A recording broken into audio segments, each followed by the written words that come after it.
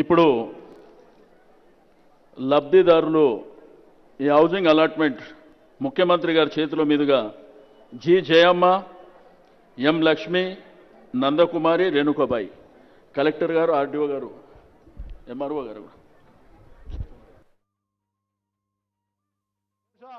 అనేక మంది ఇక్కడ కూడా వచ్చి ఉంటారు. మాకు కూడా ఇల్లు వస్తాయని.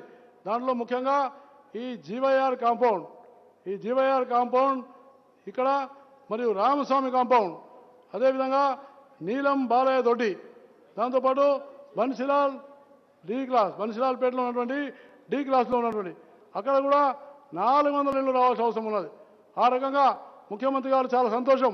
ఒక్కొక్క అసెంబ్లీ నియోజకవర్గంలో 4 ఇట్లాంటి కాలనీలు కడతామని ముఖ్యమంత్రి గారు చెప్పడం ఇది మనకు చాలా సంతోషం.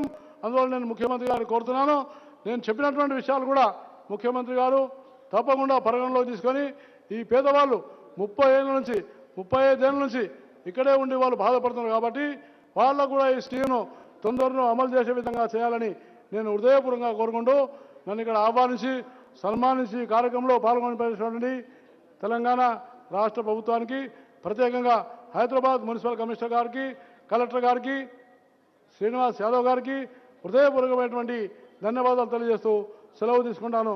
జై హింద్, జై తెలంగాణ.